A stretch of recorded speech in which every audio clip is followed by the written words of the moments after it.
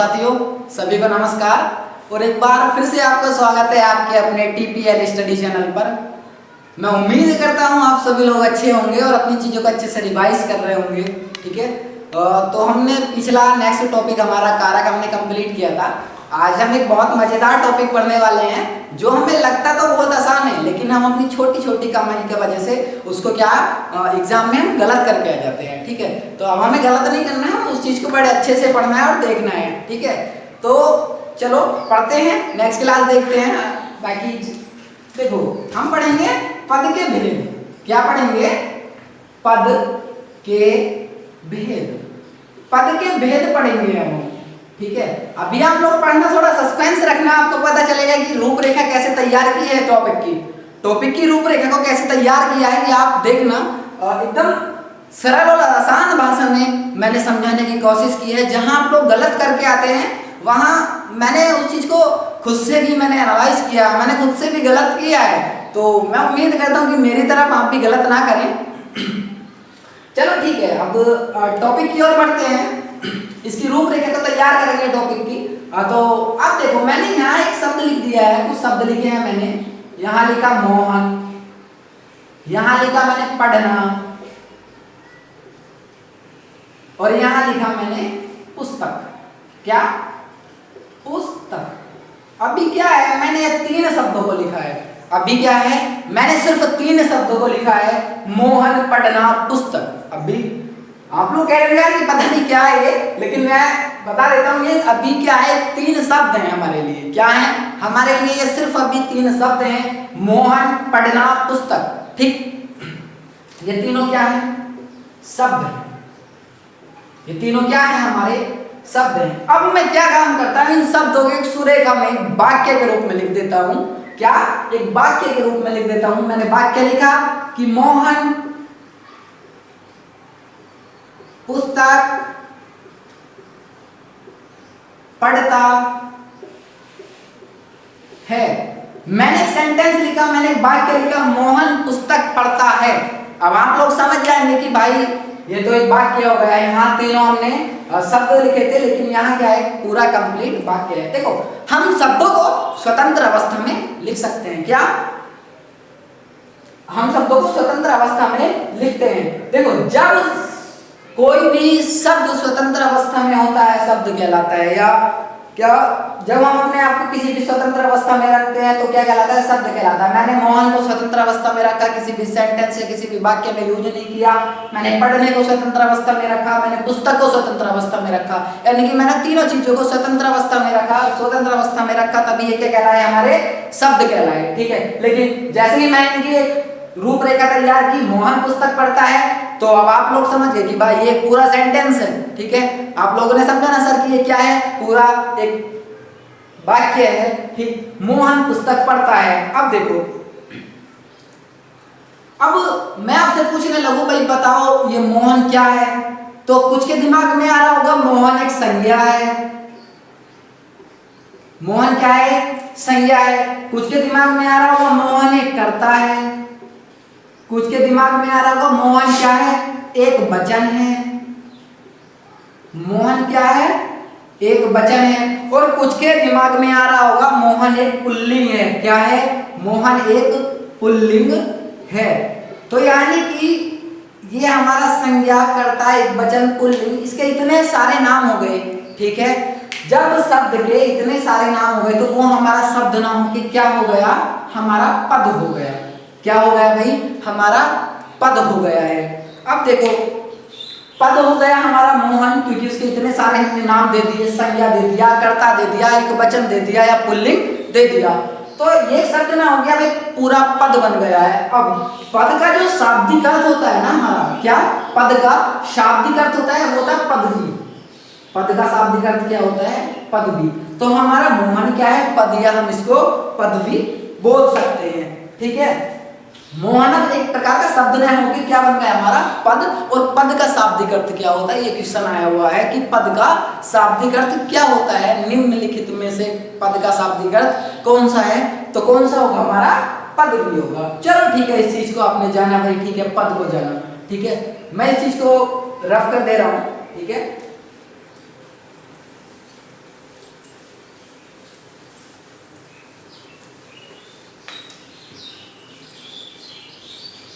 चलो भाई, अब हमारा आता है पद की बात करते हैं।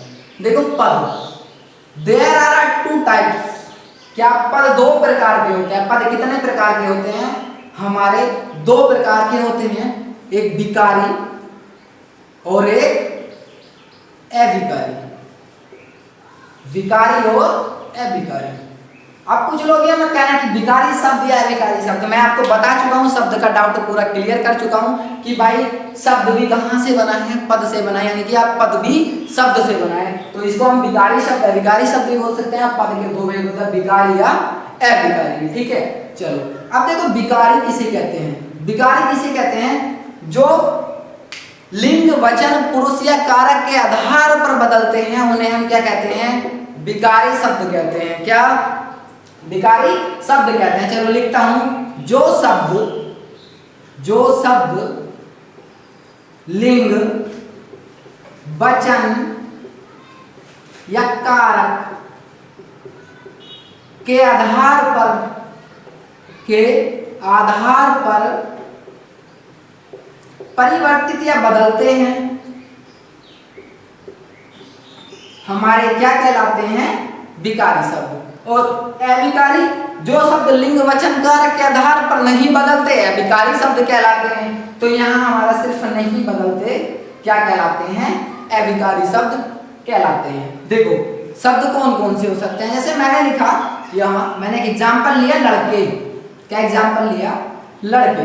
अब देखो लिंग के आधार पर बदलेंगे तो लड़के का क्या हो जाएगा? सॉरी, यहाँ लिखते हैं लड़का। क्या लिखेंगे? लड़का। बदलेंगे भाई, देखो इसको लड़के, और लिंग के आधार पर बदलेंगे तो लड़की। तो शब्द क्या हो गया? परिवर्तित हो गया हमारा। ठीक है, चलो अब अविकारी शब्द, ये तो बदलते ही नहीं है। जैसे अव्यय शब्द लेता हूं, मैंने लिया यहाँ यथा। क्या लिया मैंने? यथा। अब हम इसको बदल सकते हैं? नहीं बदल सकते। मैंने लिया शब्द प्रतिदिन। क्या? प्रतिदिन। क्या हम इसको बदल सकते हैं? भाई नहीं बदल सकते प्रतिदिन को। ठीक है, मैंने यहाँ लिया इधर। क्या लिया? इधर। इधर शब्द लिया। क्या आप इसको बदल सकते हो? तो नहीं बदल सकते। तो मैं उम्मीद करता हूं आपको विकारी और अविकारी चीज समझ आई होगी। ठीक है, अब देखो विकारी शब्द हमारे कितने प्रकार के होते हैं? क्या? विकारी शब्द हमारे कितने प्रकार के होते हैं? तो विकारी शब्द की अगर मैं प्रकार की बात करूं तो ये हमारे विकारी शब्द 4 प्रकार के होते हैं। कितने प्रकार के होते हैं? 4 प्रकार के होते हैं। नंबर 1 हमारा संज्ञा, नंबर 2 सर्वनाम, नंबर 3 क्रिया, और नंबर 4 विशेषण। क्या? विशेषण। तो कौन कौन से होगा? 4 प्रकार के। विकारी शब्द कितने प्रकार के होते हैं? 4 प्रकार के होते हैं, संज्ञा, सर्वनाम, क्रिया और विशेषण। जबकि अगर मैं अविकारी की बात करूं तो अविकारी भी हमारे कितने प्रकार के होते हैं? 4 प्रकार के होते हैं। अविकारी भी कितने प्रकार के होते हैं? 4 प्रकार के होते हैं। ठीक है, देखो कौन कौन से? क्रिया विशेषण, क्रिया विशेषण, समुच्चय बोधक,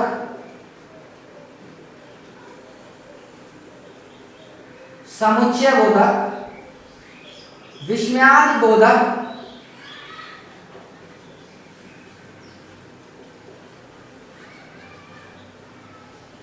विस्मयादि बोधक, और नंबर 1 लास्ट जाता है हमारा संबंध बोधक। क्या? संबंध बोधक। तो आपने देखा कि भाई विकारी शब्द 4 प्रकार के हुए हमारे। कौन कौन से हुए? संज्ञा, सर्वनाम, क्रिया, विशेषण। जबकि हमारे अविकारी भी कितने प्रकार के हुए? अविकारी भी हमारे 4 प्रकार के हुए। क्रिया, विशेषण, समुच्चय बोधक, विस्मयादि बोधक और संबंध बोधक। ये चीज आपने देखी। ठीक है, चलो अब हम, तब तक के लिए आप इस चीज को देख लो, स्क्रीनशॉट लेना चाहो तो ले सकते हो। चलो नेक्स्ट चलते हैं, फिर मैं इसको रफ कर दे रहा हूं। ठीक है, चलो देखो अब हम सबसे पहले विकारी शब्द को पढ़ेंगे, और विकारी में हम क्या पढ़ेंगे? टॉपिक संज्ञा। क्या पढ़ेंगे? संज्ञा। भाई देखने में आसान है, लेकिन जब एग्जाम्पल आते हैं तो हमें घुमा डालते हैं। ठीक है, तो क्या पढ़ेंगे? संज्ञा। ठीक है। अब देखो हम पढ़ेंगे संज्ञा की पहचान को। संज्ञा की पहचान, क्या पढ़ेंगे? संज्ञा की पहचान। ठीक, अब देखो संज्ञा की पहचान पढ़ेंगे हम। देखो संज्ञा शब्द प्राणीवाचक या अप्राणीवाचक दोनों हो सकते हैं। क्या? संज्ञा शब्द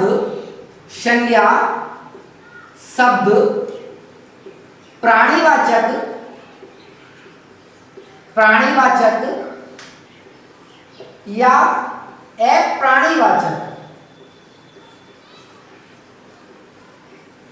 या अप्राणीवाचक दोनों हो सकते हैं।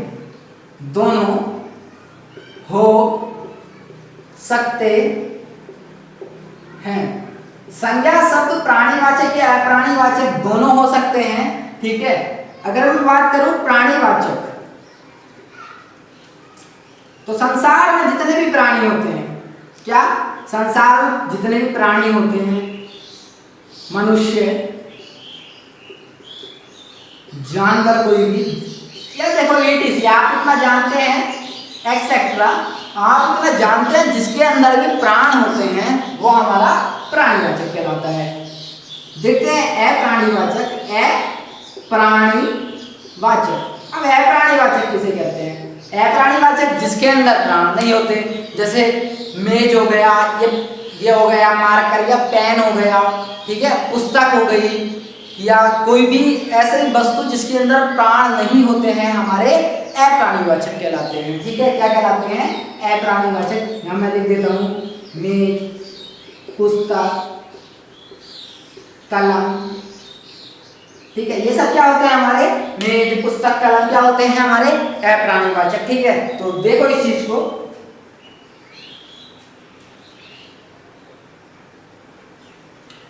चलो मैं इस चीज को रफ कर दे रहा हूं, फिर और देखते हैं संज्ञा की पहचान। और संज्ञा की पहचान करते हैं। देखो संज्ञा की और पहचान करें तो संज्ञा शब्द गणनीय एवं अगणनीय दोनों हो सकते हैं। क्या? संज्ञा शब्द, मैं बात करूं संज्ञा शब्द गणनीय एवं अगणनीय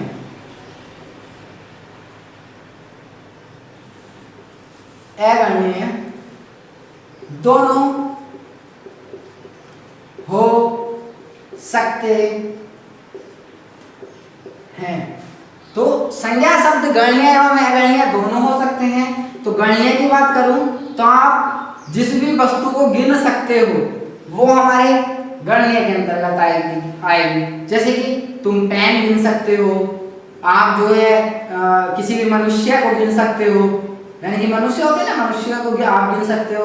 यानी कि संसार में जिस भी चीज को आप गिन सकते हो वो गणनीयवाचक के अंतर्गत आती है, गणनीय के अंतर्गत आएगी। तो जबकि अगणनीय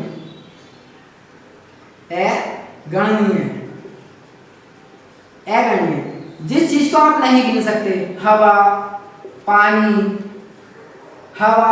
पानी, गैस, यानी कि वो कोई भी वस्तु जिसको आप नहीं गिन सकते, वो अगण्य के अंतर्गत आती है। तो ठीक है, संज्ञा की पहचान आपने देखा। संज्ञा शब्द गणनीय एवं अगण्य दोनों हो सकते हैं। गणनीय क्या होता है? जैसे पेन हो गया, मनुष्य हो गया। अगण्य हवा, पानी, गैस, यानी कि एक्सेट्रा और भी हो सकते हैं। इसमें भी एक्सेट्रा और भी हो सकते हैं, मैंने सिर्फ एग्जाम्पल के लिए बताया। ठीक है, चलो आपने इस चीज को अच्छे से देखा होगा। जैसे क्रोध होता है, प्रेम होता है, ठीक है, क्योंकि प्रेम को तो हम गिन नहीं सकते हैं, सिर्फ महसूस कर सकते हैं ना।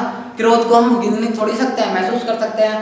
सपोज करो मैं गुस्सा हूँ, ठीक है, तो आप क्या है महसूस कर सकते हो कि हाँ भाई बंदा गुस्सा है, ठीक है। या प्यार है तो आप सिर्फ प्यार को क्या महसूस कर सकते हो, सिर्फ गिन तो नहीं सकते ना। तो यानी कि जिस भी वस्तु को हम गिन सकते हैं वो हमारा गणनीय, और जिस भी वस्तु को हम नहीं गिन सकते वो अगणनीय। और ये कंडीशन भी संज्ञा के साथ होते हैं, क्योंकि संज्ञा में गणनीय एवं अगणनीय दोनों हो सकते हैं संज्ञा शब्द। ठीक है, तो आपने देखा इस चीज को। चलो मैं इस चीज को मिटा देता हूँ। देखो अब पढ़ते हैं हम संज्ञा। टॉपिक पे गए, अभी तक हम सिर्फ रूपरेखा को पढ़ रहे थे, अब हम गए टॉपिक पे। अब हम गए टॉपिक पे जाने के बाद हमने संज्ञा को पढ़ेंगे, और पढ़ेंगे तो संज्ञा को यहाँ डिवाइड करते हैं। अब यहाँ से हमारा संज्ञा चालू। ठीक है, क्योंकि रूपरेखा को पढ़ना किसी की भी बहुत जरूरी होता है। अब हमने रूपरेखा को पढ़ा है ना, हम भिखारी पढ़ रहे हैं। आता है कि संज्ञा किसके अंतर्गत आता है, भिखारी, अभिखारी, भिखारी, अभिखारी, या इनमें से कोई भी। तो ठीक है, तो आपने क्या करना है, संज्ञा शब्द कैसे होते हैं, संज्ञा के क्या है, संज्ञा भिखारी है, आपने ऑप्शन में ऐसे लगाना है। तो देखो संज्ञा को हमने बांटा दो भाग में, एक क्या, अर्थ के आधार पर, किसके आधार पर, अर्थ के आधार पर, अर्थ के आधार पर, और हमने दूसरा बांटा इसको व्युत्पत्ति या उत्पत्ति के आधार पर, किसके, उत्पत्ति के आधार पर, उत्पत्ति के आधार पर। देखो अगर मैं अर्थ के आधार पर देखूं तो अर्थ के आधार पर संज्ञा 5 प्रकार की होती है। अगर मैं अर्थ के आधार पर संज्ञा 5 प्रकार की, अगर मैं उत्पत्ति या व्युत्पत्ति के आधार पर देखूं तो संज्ञा 3 प्रकार की होती है, संज्ञा 3 प्रकार की होती है। अब उत्पत्ति के आधार पर संज्ञा 5 प्रकार की होती है। तो 5 प्रकार की कौन कौन सी होती है, आप देख लो इस चीज को। यहाँ होता है हमारा व्यक्तिवाचक, क्या, व्यक्तिवाचक, व्यक्तिवाचक संज्ञा। नेक्स्ट जातिवाचक संज्ञा, जातिवाचक संज्ञा, समूह वाचक संज्ञा, क्या, समूह वाचक संज्ञा, द्रव्य वाचक संज्ञा, भाव वाचक संज्ञा, भाववाचक संज्ञा। जबकि उत्पत्ति के आधार पर संज्ञा 3 प्रकार की होती है। देखो कौन कौन सी, व्यक्तिवाचक संज्ञा, गणनावाचक संज्ञा और अगणना वाचक संज्ञा। तो आपने देखा इस चीज को, अर्थ के आधार पर संज्ञा को हमने 2 भागों में बांटा, एक अर्थ के आधार पर बांटा और एक व्युत्पत्ति के आधार पर बांटा। तो अर्थ के आधार पर संज्ञा हमारी 5 प्रकार की होती है, जबकि उत्पत्ति या व्युत्पत्ति के आधार पर संज्ञा हमारी 3 प्रकार की होती है। अर्थ के आधार पर संज्ञा 5 प्रकार की, व्यक्तिवाचक संज्ञा, जातिवाचक संज्ञा, समूहवाचक संज्ञा, द्रव्यवाचक संज्ञा और भाववाचक संज्ञा। जबकि उत्पत्ति के आधार पर संज्ञा 3 प्रकार की होती है। कौन कौन सी, व्यक्तिवाचक संज्ञा, गणनावाचक संज्ञा है, गणनावाचक संज्ञा, ठीक है, या अगणनीय, अगणनावाचक अगणनीय बोल सकते हैं, गणना या गणनीय बोल सकते हैं, ठीक है, उस चीज को बोल सकते हैं। बाकी इस चीज को भी ऐसे लिख सकते हैं, ठीक है। चलो आपने ये चीज को देखा, इस चीज को आप तब तक अगर लिखना चाहो तो लिख सकते हो, बाकी मैं इस चीज को मिटा दूंगा। चलो फिर ठीक है, मैं इस चीज को रफ करता हूँ, है ना। देखो अब नेक्स्ट चलते हैं, आधुनिक वर्गीकरण। आधुनिक वर्गीकरण के आधार पर संज्ञा 3 प्रकार की होती है। कितने प्रकार की, 3 प्रकार की होती है। चलो आधुनिक वर्गीकरण के आधार पर संज्ञा के 3 भेद तो कौन कौन से होते हैं, इन भेदों को पढ़ेंगे। देखो संज्ञा के कितने भेद होते हैं, 3 भेद होते हैं। नंबर 1 आता है व्यक्तिवाचक, व्यक्तिवाचक संज्ञा, ठीक है। नंबर 2 जातिवाचक संज्ञा, और नंबर 3 आता है हमारा भाववाचक संज्ञा, भाववाचक संज्ञा। अब देखो, अब आप अब ये कहेंगे कि भाई हमने तो अभी पढ़ा है कि 5 प्रकार के भी भेद होते हैं अर्थ के आधार पे, ठीक है। तो भाई देखो ये आधुनिक वर्गीकरण यानी कि जो आज के आधार पे है ना, वो संज्ञा के 3 भेद है। लेकिन 5 भेद किस तरह से हो सकते हैं, तो वो जातिवाचक के भी 2 टाइप बनाए गए। एक क्या बनाया गया हमारा, समूहवाचक,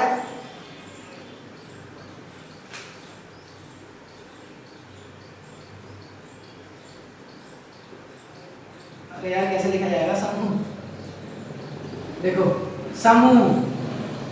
समूहवाचक, और एक होता है हमारा द्रव्यवाचक, द्रव्यवाचक। तो देखो एक समूहवाचक, एक द्रव्यवाचक, ये क्या हो गए हमारे पूरे 5 प्रकार हो गए। तो समूहवाचक और द्रव्यवाचक किसके अंतर्गत आते हैं?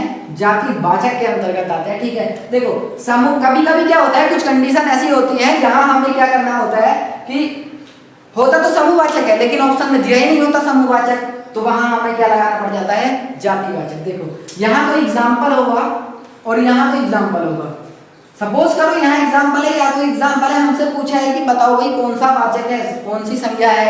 अगर समूहवाचक नहीं है तो हम वहां जातिवाचक लगाएंगे, या द्रव्यवाचक नहीं है तो भी हम जातिवाचक लगाएंगे। वो कंडीशन कैसे होती है हम आगे पढ़ेंगे उस चीज को। ठीक है, तो समूहवाचक और द्रव्यवाचक, या देखो अगर समूहवाचक का कोई एग्जाम्पल है, समूहवाचक का कोई एग्जाम्पल है, उसमें समूहवाचक भी दे रखा है ऑप्शन में हमारा जातिवाचक भी दे रखा है, तो हमें जो प्रीफरेंस दे रहा है तो वो हमें किसको देना है? सबसे पहले समूहवाचक को देना है। ठीक है, किसको देना है? समूहवाचक को ही देना है। या द्रव्यवाचक का कोई एग्जाम्पल आया है, ऑप्शन में द्रव्यवाचक भी है जातिवाचक भी है, तो हमें वहां जो प्रीफरेंस देना है ऑप्शन को सबसे पहले, वो हमें कब देना है? द्रव्यवाचक को देना है। ठीक है, हाँ कुछ अगर कंडीशन ये है कि भाई समूहवाचक एग्जाम्पल में यार समूहवाचक तो है ही नहीं, वहाँ हम जातिवाचक दे सकते हैं। ठीक है, तो अब हम एक एक करके पढ़ेंगे इस चीज को। ठीक है, अब तक हमने एक चीज पढ़ी है, चलो मैं इसको रफ कर दे रहा हूँ।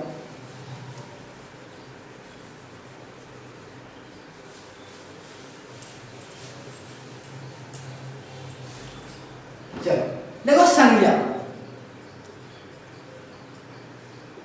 अब क्या पढ़ेंगे हम? एक एक करके पढ़ेंगे। संज्ञा, संज्ञा उस विकारी शब्द को कहा जाता है। ध्यान रखना, आपने बहुत जगह डेफिनेशन पढ़ी होगी। क्या? किसी वस्तु, स्थान, प्राणी, गुण अथवा दोष के नाम को क्या कहते हैं? भाई संज्ञा कहते हैं, ऐसे पढ़ा होगा। लेकिन जो कंप्लीट डेफिनेशन है, कंप्लीट डेफिनेशन क्या है हमारी? संज्ञा उस विकारी शब्द को कहा जाता है। किसको? विकारी शब्द को। तो संज्ञा उस विकारी शब्द को कहा जाता है जिसमें किसी वस्तु, प्राणी, गुण, दोष, अवस्था को दर्शाया जाता है या का बोध कराया जाता है, उसे हम क्या कहते हैं? संज्ञा कहते हैं। डेफिनेशन मैं नहीं लिखवा रहा हूं, सिर्फ आपने अब आप सभी को अपनी डेफिनेशन याद है। ठीक है, बस उसके ऊपर एक लाइन और जोड़ देना आप, संज्ञा उस विकारी शब्द को कहा जाता है। ये डेफिनेशन और जोड़नी है आपको। ठीक है, संज्ञा उस विकारी शब्द को कहा जाता है। ठीक, इतना जोड़ना है। चलो देखते हैं। अब आता है हमारा व्यक्तिवाचक संज्ञा। संज्ञा में हम क्या पढ़ेंगे? व्यक्तिवाचक संज्ञा। व्यक्तिवाचक संज्ञा,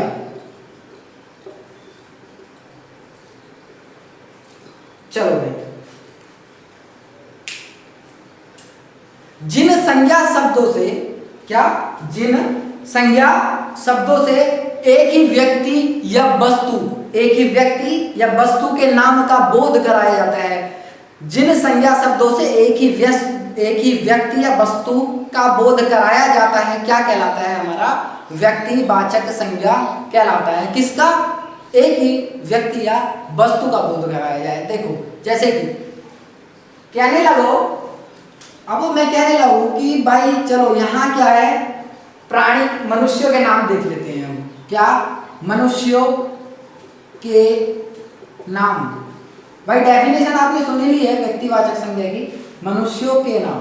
अब देखो मनुष्य के नाम में क्या होता है, जैसे कोई भी नाम ले लेते हैं हम, राम, मोहन, या मैं अपना ही नाम ले लेता हूं तरुण, ठीक है, विकास, ठीक, या कोई भी ऐसा, या जितना भी संसार में कोई भी एक नाम होगा, ठीक है, तो क्या? मनुष्यों के नाम।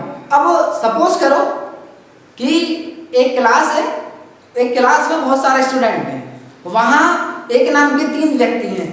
तो जैसे सपोज करो मेरा नाम तरुण है, किसी दूसरे व्यक्ति का नाम भी तरुण है, किसी दूसरे स्टूडेंट का भी नाम तरुण हो, अब वहां 3 तरुण नाम के 3 व्यक्ति हो गए, तो वो हमारी जाति को बोध नहीं करा रहे हैं। ध्यान रखना, उनका पर्टिकुलर नेम है, उनका क्या है? पर्टिकुलर नेम है। तो वहां भी हमारा क्या होगा? वहां ये नहीं कहोगे कि तरुण, क्लास में से आवाज मार के तरुण नहीं कहोगे कि पूरी जाति के ही लोग उठ जाएंगे, नहीं, आपको एक पर्टिकुलर नेम ले रहे हो वहां, ठीक है। तो क्या हो गया कि इस संसार में जितने भी मनुष्य हैं उनके नाम, ठीक। अब जैसे देश के नाम, क्या? देशों के नाम, देशों के नाम जैसे भारत, नेपाल, यूएसए अमेरिका, ठीक है, श्रीलंका, या अपना पाकिस्तान जिसको हम नल्ला बोलते हैं, ठीक है, क्या जिसको हम नल्ला बोलते हैं, पाकिस्तान।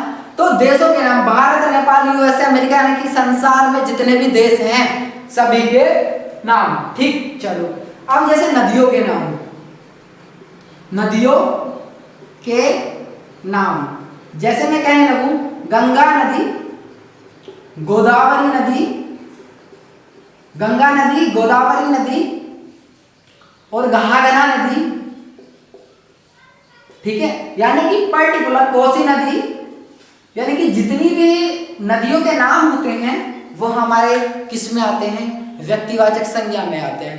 नदियों के नाम, ना कि नदियां, नदियां नहीं, सिर्फ नदियों के नाम। मैं कहने लगूं बताओ भाई कि अमे जमजम कहते हैं ना, अमे जमजम का पानी, अमे जमजम नदी, ठीक है, तो क्या है, वो एक पर्टिकुलर नेम है, उस वस्तु का या उस नदी का एक नेम है। तो नेम हमेशा, नाम हमेशा किस में आता है, व्यक्तिवाचक संज्ञा में आता है, ठीक है। तो नदियों के नाम हो गए हमारे, स्थानों के नाम, स्थानों के नाम। अब स्थानों के नाम देखो, जैसे ताजमहल, ठीक है, लाल किला, ठीक है, ताजमहल, लाल किला, केदारनाथ, ठीक है, ताजमहल, लाल किला, केदारनाथ, ठीक। और जैसे कि कोई भी एक ऐसा, मतलब कोई भी जैसे प्रेम मंदिर, प्रेम मंदिर, ठीक है, जैसे हनुमान धाम, क्या, हनुमान धाम, यानी कि कोई भी ऐसे पर्टिकुलर नेम जिनका नाम होता है, स्थान है ये, ताजमहल, लाल किला, केदारनाथ, ठीक है, प्रेम मंदिर, हनुमान धाम, यानी कोई भी प्लेस, कोई भी स्थान, ठीक है। चलो अब जैसे पुस्तकों के नाम, पुस्तकों के नाम, जैसे पुस्तकों के नाम रामायण, कुरान, महाभारत, बाइबल या गुरु ग्रंथ साहिब, गुरु ग्रंथ साहिब, ठीक है, गुरु ग्रंथ साहिब। या कोई भी वस्तु, जैसे इंडिका मैग्नेस थीस की थी, ठीक है, अभी एक क्वेश्चन आया भी था पैट एग्जाम में कि इंडिका किसकी पुस्तक थी, तो मैग्नेस थीस, ठीक है। तो पुस्तकों के नाम, ठीक है, आपने इस चीज को देखा, देशों के नाम, नदियों के नाम, स्थानों के नाम, पुस्तकों के नाम, मैं ऊपर से रफ कर दे रहा हूं, नेक्स्ट भी देखेंगे हमें, ठीक। और चलो नेक्स्ट देखते हैं, नेक्स्ट देखो दिनों के नाम, दिनों के नाम, दिनों के नाम हमारे साथ होते हैं, सोम, मंगल, बुध, 7 दिनों के नाम हो गए, ठीक। चलो जैसे गिरोह के नाम, गिरोह के नाम, यहां पर्टिकुलर नेम की बात कर रहे हैं, जैसे अरुण, वरुण, सोम, मंगल ग्रह, बृहस्पति ग्रह, यानी कि हम पर्टिकुलर गिरोह के नेम की बात कर रहे हैं, ठीक है। या चलो नेक्स्ट देखते हैं रंगों के नाम, रंगों के नाम, रंगों के नाम में लाल, हरा, पीला, नीला, काला, लाल, हरा, पीला, नीला, यानी कि कोई भी कलर नेम, कोई भी कलर नेम, ठीक है। जैसे कि और चलो नेक्स्ट ये भी मिटा रहा हूं, त्योहारों या पर्वों के नाम, क्या, त्योहार हो,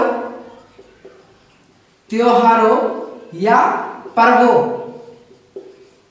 त्योहारों या पर्वों के नाम। अब त्योहारों या पर्वों के नाम क्या हो सकते हैं, जैसे होली, दीपावली, ईद, क्रिसमस, ठीक है, होली, दीपावली, ईद, क्रिसमस, ठीक है, या 15 अगस्त, 26 जनवरी, ठीक है, जैसे कि 15 अगस्त, 26 जनवरी, ठीक है। यानी कि कोई भी त्योहार या पर्व के नाम, ये त्योहार या पर्व ही तो है। 15 अगस्त 26 जनवरी हमारा देश आजाद हुआ था, ठीक है, स्वतंत्रता मिली थी, ठीक। तो उम्मीद करता हूँ व्यक्तिवाचक संज्ञा को आपने समझा, ठीक है। चलो इसका एग्जाम्पल लेते हैं, या जैसे कोई भी हम लोग कोई भी महासागर ले लेते हैं, जैसे अटलांटिक या महासागर ओशियंस की बात करते हैं। महासागर जैसे अटलांटिक महासागर, हिंद महासागर, ठीक है, अटलांटिक महासागर, हिंद महासागर, या किसी भी द्वीप की बात करेंगे, ठीक है। तो कोई भी एक पर्टिकुलर नेम व्यक्तिवाचक संज्ञा के अंतर्गत आता है, ठीक है। चलो एक एग्जांपल लेते हैं। एग्जांपल है हमारा भारत के दक्षिण में हिंद महासागर स्थित है, या हिंद महासागर है, ठीक। तो भारत के दक्षिण में क्या है भाई? हिंद महासागर है। कहां? भारत के दक्षिण में। अब देखो भारत क्या है? एक देश का नाम है, एक पर्टिकुलर नेम है, ठीक है। तो ये क्या है? व्यक्तिवाचक संज्ञा। क्या है? व्यक्तिवाचक संज्ञा। दक्षिण दिशा है ना, दिशाओं के नाम, पूरा पश्चिम उत्तर दक्षिण, वो एक दिशा की बात नहीं कर रहा है, वो सभी दिशाओं में से सिर्फ एक पर्टिकुलर नेम दिया है, एक दिशा की बात कर रहा है, तो वो हमारा क्या होगा? व्यक्तिवाचक संज्ञा होगा। हिंद महासागर ओशियंस, ठीक है, हिंद महासागर किसी पर्टिकुलर एक महासागर की बात नहीं कर रहा है, वो सभी महासागरों की बात कर रहा है। तो हिंद महासागर एक व्यक्तिवाचक संज्ञा है। क्या है? व्यक्तिवाचक संज्ञा है, ठीक है। उम्मीद कर रहा हूं कि आपको एग्जाम्पल के थ्रू बहुत अच्छे से और जल्दी समझ आया होगा। ऐसे ही एग्जाम्पल आते हैं, बाकी हम और भी एग्जाम्पल की बात करेंगे, ठीक है, और भी एग्जाम्पल की बात करेंगे। चलो ठीक है, आपने ये चीज समझी, मैं इस चीज को आप देख लो एक बार, मैं वरना तो रफ करूंगा ही, ठीक है। चलो मैं इस चीज को रफ कर दे रहा हूँ। चलो अब नेक्स्ट देखते हैं, नंबर 2 आता है हमारा जातिवाचक संज्ञा। क्या? जातिवाचक संज्ञा। अब देखो जातिवाचक संज्ञा हमारा क्या है? जातिवाचक संज्ञा को देखेंगे। जातिवाचक संज्ञा शब्दों से किसी व्यक्ति या वस्तु की पूरी जाति का बोध कराया जाता है। जातिवाचक संज्ञा शब्दों से किसी व्यक्ति या वस्तु की पूरी जाति का बोध कराया जाता है, जातिवाचक संज्ञा कहलाते हैं। क्या कहलाते हैं? जातिवाचक संज्ञा कहलाते हैं। जैसे कि देखो आपने डेफिनेशन देख ली, डेफिनेशन सुन लिया, और अगर जरूरत हो तो भाई लिख लेना जो मैंने बोला है। जातिवाचक संज्ञा शब्दों से किसी व्यक्ति या वस्तु की जाति का बोध कराया जाता है, ठीक है, ये इसकी डेफिनेशन है। चलो इसमें देखते हैं, जैसे मनुष्यों के नाम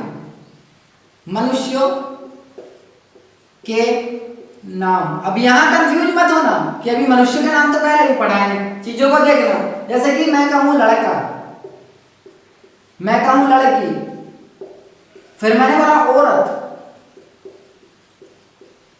क्या बोला? औरत या बच्चा, ठीक है, लड़का लड़की औरत बच्चा पुरुष। अब यहां एक कोई भी पर्टिकुलर नेम नहीं है किसी भी व्यक्ति का। ये पूरी, अगर लड़का है या सॉरी लड़के हैं, ये अगर लड़के हैं तो पूरी जाति का बोध करा रहे हैं, पूरी लड़कों की जाति का बोध करा है। ये लड़की है, अगर लड़की है तो पूरी जाति का बोध करा रही है। ये औरत है, पूरी जाति का बोध करा रही है। बच्चा या बच्चे, पूरी जाति का बोध करा रहा है। पुरुष, कोई भी पर्टिकुलर नेम नहीं है, पूरी जाति का बोध करा रहा है, ठीक है। चलो पक्षियों के नाम में देखते हैं, पशु या पक्षियों के नाम। पशु या पक्षियों के नाम। अब पशु या पक्षियों के नाम देखते हैं, जैसे कि गाय, घोड़ा, बैल,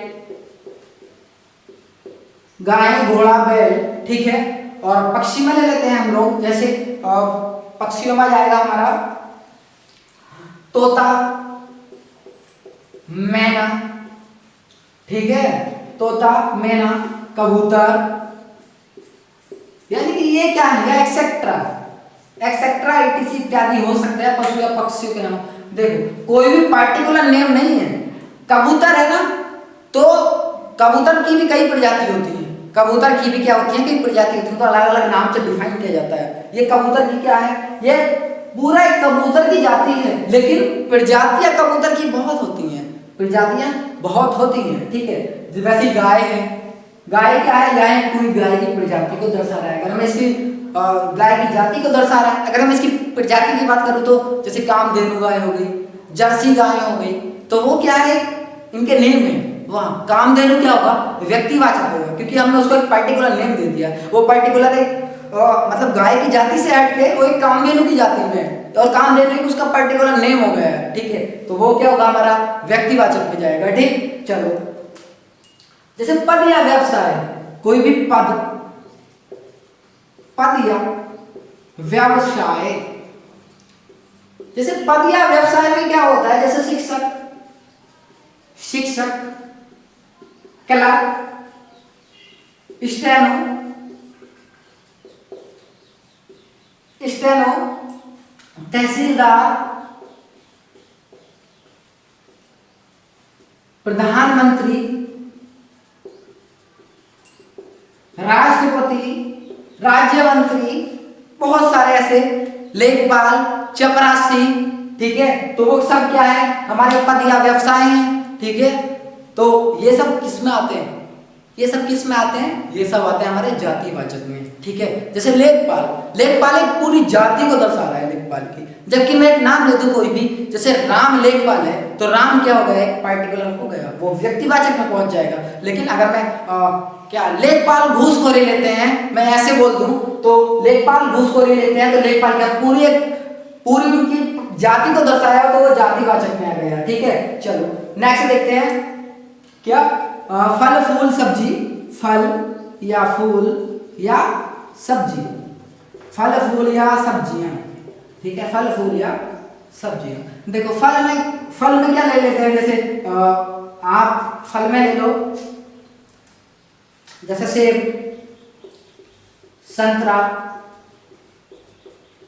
आम, सेब, संतरा, आम, ठीक है। फूल में ले लो, जैसे कि फूल में लेते हैं गुलड़ का फूल, जैसे क्या गुलड़ का फूल, कमल का फूल, जैसे कमल का फूल, गुलड़ का फूल, ठीक है। लेकिन जबकि इनमें भी प्रजातियां होती हैं, ठीक है। गुलड़ का फूल, चमेली का फूल, इनमें प्रजातियां होती हैं, क्या और भी एक्स्ट्रा नाम होते हैं, ठीक है। जैसे सेब, कश्मीरी सेब हो गया, या बहुत सारे ऐसा मतलब सेब के भी बहुत सारे नाम होते हैं, आम, लगड़ा, दशहरा, ये प्रजातियां हैं। जहाँ इनकी प्रजाति दर्शाई जाएगी वहाँ हमारा व्यक्तिवाचक होगा, लेकिन जहाँ ये सिंपल दिया हुआ है वहाँ हमारा जातिवाचक होगा, ठीक है। जैसे सब्जी में ले लो गोभी, आलू, बैंगन, यानी कि तो जैसे आलू बोलते हैं हम, आलू में भी कई प्रकार की प्रजातियां होती हैं। गोभी, पहाड़ी गोभी होती है, प्लेन में होती है, उसकी भी कई प्रजातियां होती हैं, ठीक है। यानी कि ये सब प्रजातियां होती हैं, ठीक। अब जैसे अन्य नामों में पढ़ेंगे अब हम, अन्य नाम, अन्य नाम, अन्य नाम क्या है, नदी, नदी, नदी, गांव, पर्वत, नगर, ठीक है, तालाब और रंग, ठीक है। रंग अब क्या है, इसीलिए पर्टिकुलर एक नेम की बात नहीं है, एक नेम की बात नहीं है पर्टिकुलर, यानी कि पर्टिकुलर एक रंग को नहीं दर्शा रहा है, एक कलर को नहीं दर्शा रहा है, वो पूरा एक प्रजाति की बात कर रहा है, पूरा कलर की प्रजाति की बात कर रहा है, ठीक है। तो यहाँ क्या है, हमारे अन्य नाम है और ये सब क्या है, जातिवाचक में है। चलो ठीक है, मैं इस चीज को मिटा दे रहा हूँ, ठीक। और चलो देख लो, तब तक थोड़ा सा वक्त देता हूँ। चलो मैं मिटा दे रहा हूँ इसको। अब हम इसका एग्जाम्पल से समझेंगे। चलो एग्जाम्पल देखते हैं जातिवाचक का। एग्जाम्पल क्या आएगा, जहां नारी का सम्मान होता है, जहां नारी का सम्मान होता है वहां देवता वास करते हैं। ये एग्जाम्पल तो है लेकिन सच्चाई भी है, ठीक है। एग्जाम्पल भी है और सच्चाई भी है। जहां नारी का सम्मान होता है वहां देवता वास करते हैं। बताओ इनमें जातिवाचक कहाँ कहाँ है? भाई देखो, एक तो जातिवाचक ये है नारी, यानी कि ये पूरे संसार की जितनी भी नारियां हैं सभी को दर्शा रहा है, ठीक है, नारी। और दूसरा क्या है? देवता। 33 करोड़ देवता में से सिर्फ पर्टिकुलर एक का नाम नहीं लिया है, सभी देवताओं की जाति की बात की गई है। तो क्या है यहाँ? जातिवाचक संज्ञा है, ठीक है। तो देखो इस चीज को, ऐसे एग्जाम्पल होता है, जैसे कि मैं कहने लगूं नेक्स्ट एग्जाम्पल, भारत नदियों का देश है, भारत नदियों का देश है, ठीक है। भारत क्या है? नदियों का देश है। अब देखो, भारत क्या है? पर्टिकुलर किसी भी देश का नाम है, और जब जहां पर्टिकुलर किसी भी देश का नाम होता है वहां जातिवाचक व्यक्तिवाचक संज्ञा होती है। तो यहाँ क्या होगा हमारा? व्यक्तिवाचक संज्ञा। क्या होगा? व्यक्तिवाचक संज्ञा। अब देखो, नदियों, किसी भी पर्टिकुलर एक नेम नदी की बात नहीं की गई, पूरी नदियों की जाति को दर्शाया गया है, तो जातिवाचक संज्ञा। क्या? जातिवाचक संज्ञा। चलो फिर नेक्स्ट देखते हैं। नेक्स्ट आता है हमारा द्रव्यवाचक संज्ञा। क्या? द्रव्यवाचक संज्ञा। द्रव्यवाचक संज्ञा को देखते हैं। देखो, द्रव्यवाचक संज्ञा भाई डेफिनेशन क्या होगी? द्रव्यवाचक संज्ञा शब्दों से उस पदार्थ को दर्शाया जाता है जिससे हम नाप या तोल सकते हैं परंतु गिन नहीं सकते। द्रव्यवाचक संज्ञा के उस शब्द को दर्शाया, द्रव्यवाचक संज्ञा शब्दों से उस शब्द को दर्शाया जाता है जिसे हम नाप तोल सकते हैं या माप तोल सकते हैं परंतु गिन नहीं सकते, ठीक है। क्या? परंतु हम गिन नहीं सकते उसको, तो क्या कहलाते हैं? हमारे द्रव्यवाचक संज्ञा कहलाते हैं। जबकि, और मैं इसको आसान तरीका बता दूं याद करने का, यानी कि जिस पदार्थ, धातु या किसी भी मेटल्स के बारे में अगर हम साइंस में जिसके बारे में भी हम पढ़ते हैं, किसी भी मेटल्स के बारे में साइंस को पढ़ते हैं, ठीक है, या साइंस में जिस भी मेटल्स के बारे में पढ़ते हैं वो सब किसके अंतर्गत आते हैं? द्रव्यवाचक संज्ञा के अंतर्गत आते हैं, ठीक है। जैसे लोहा, सोना, टिन, पीतल, हीरा, ठीक है, प्लेटिनम, क्या? प्लेटिनम, ठीक है, पानी, घी, दूध, दही, ठीक, प्लेटिनम, पानी, घी, दूध, दही, और क्या? ऑक्सीजन, ठीक है, या ठोस द्रव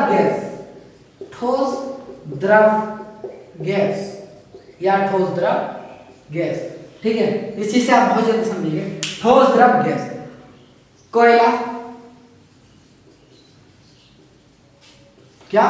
कोयला। अब देखो, कोयला भाई ये बहुत मस्त है कोयला। क्या? कोयला क्या है? बहुत मस्त है, क्योंकि कोयले से ही क्या बनता है? हीरा बनता है। कोयले पे जितना ज्यादा प्रेशर पड़ेगा, जितना दबाव पड़ेगा, कोयला क्या होगा? हीरा बनेगा, ठीक है। तो वैसे ही आप सारांश समझ सकते हैं भाई, हम हीरा कब बन सकते हैं? अभी तो हम कोयला हैं, भाई, हमें कोई कहीं भी यूज कर ले, ठीक है। लेकिन क्या होता है, जब मनुष्य अपनी परिस्थितियों में ढलता है ना, जब उसको प्रेशर होता है तो वो क्या बन जाता है? वहां से हीरा बन जाता है, ठीक है। तो भाई बात से ध्यान रखो, किसी को भी कम नहीं आंकना चाहिए हमें। क्या?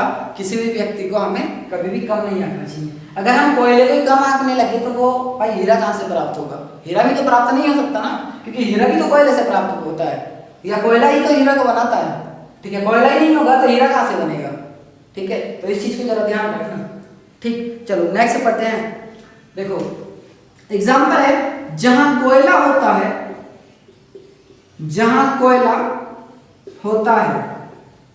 वहीं हीरा होता है,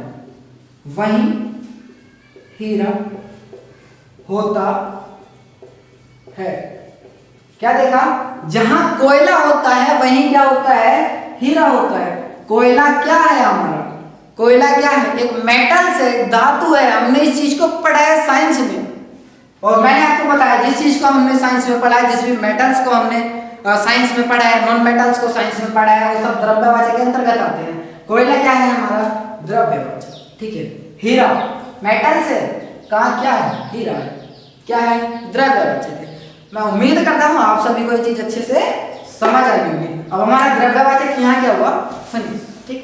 छोटा छोटा है यार, चैप्टर बहुत हल्का है, लेकिन अभी हम जब इसकी एग्जाम्पल करेंगे ना तब आप लोगों को फंसेंगे थोड़ा सा, ठीक है। अभी इस चीज को देखो जरा। चलो नेक्स्ट देखते हैं। द्रव्यवाचक पढ़े, समूहवाचक, समूहवाचक। अब समूहवाचक पढ़ेंगे।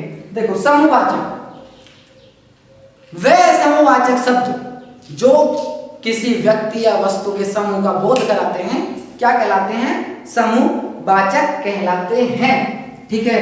देखो मनुष्यों की जाति का समूह, मनुष्यों की जाति का समूह, भैया मनुष्य की जाति का समूह होता क्या है? देखो परिवार, क्या एक परिवार होता है, समूह ही तो है।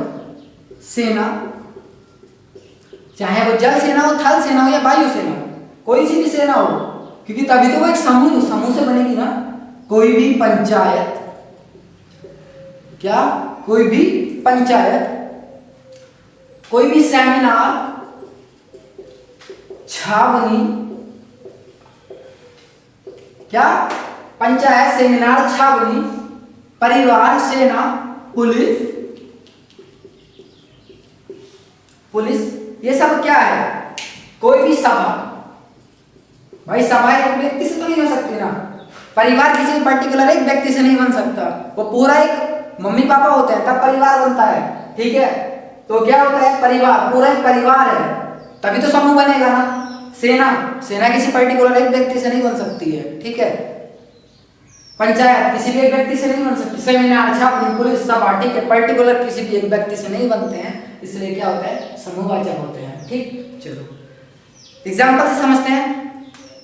एग्जाम्पल आता है, कहने लगा राम अपने परिवार का सबसे अच्छा बच्चा है। परिवार क्या है? क्या परिवार क्या है? परिवार है हमारा समूहवाचक, क्योंकि वो पूरे समूह का क्या है? सबसे अच्छा बच्चा है। तो ठीक है, तो राम अपने परिवार का सबसे अच्छा बच्चा है, तो वहां क्या होगा? हमारा समूहवाचक होगा, ठीक है। आपने समूहवाचक को आज अच्छे से पढ़ा, ठीक है। यहीं तक अब हमारा क्या बचा है? हमारा बचा है भाववाचक और बहुत सारे एग्जाम्पल्स, ठीक है। भाववाचक और बहुत सारे एग्जाम्पल हम नेक्स्ट क्लास में भाववाचक को पढ़ेंगे और बहुत सारे एग्जाम्पल को पढ़ेंगे जो मतलब रैंडमली संज्ञा टॉपिक से पूछे जा रहे हैं, ठीक है। क्या? जो रैंडमली संज्ञा शब्द से पूछे जा रहे हैं, संज्ञा टॉपिक से पूछे जा रहे हैं, हम उन चीज को पढ़ेंगे, ठीक है। तो आज की क्लास को हम लोग यहीं तक रखते हैं, ठीक है। तब तक के लिए भाई देखो, आप लोग ज्यादा से ज्यादा शेयर करना, वीडियो को लाइक कमेंट करो और भाई वीडियो पूरी देखो यार, पूरी देखो। अगर आपसे कुछ आता है ना, मैं कहता हूँ आपसे सब कुछ आता है, लेकिन आपको कुछ ना कुछ एक्स्ट्रा जरूर मिलेगा। आपको 100% आने के बाद भी कुछ ना कुछ एक्स्ट्रा जरूर मिलेगा, इसलिए मैं बोलता हूँ भाई पूरी वीडियो को देखा करो, लाइक कमेंट किया करो, जहाँ भी मेरी कोई गलती है वहाँ कमेंट किया करो, जहाँ आपको कुछ समझ ना आए, जिस टॉपिक में आपको कुछ समझ ना आए, कहीं से भी हिंदी का कोई भी टॉपिक आप मुझे बता सकते हो। मैं नेक्स्ट डे कोई बात नहीं, एक क्लास एक्स्ट्रा डाल देंगे तो मैं आपको एक्स्ट्रा डाल दिया करूँगा, ठीक है। तो लाइक शेयर कमेंट सब्सक्राइब ध्यान रखना, और चलो फिर आज की क्लास को यहीं तक रखते हैं। तब तक के लिए good bye, thank you, take care, love you all यार। और देखो, हाँ सुनो भाई, देखो क्या होता है ना, मिलियन पे तो जब मिलियन हो जाते हैं ना लोगों के, तो मिलियन पे तो हर कोई वीडियो को देखता है, लेकिन भाई मुझे खुशी है कि इतना होने के बाद भी लोग मेरे साथ हैं, ठीक है, या आप मेरे साथ हो, ठीक है। तो मिलते हैं नेक्स्ट क्लास में, टेक केयर यार, बाय बाय।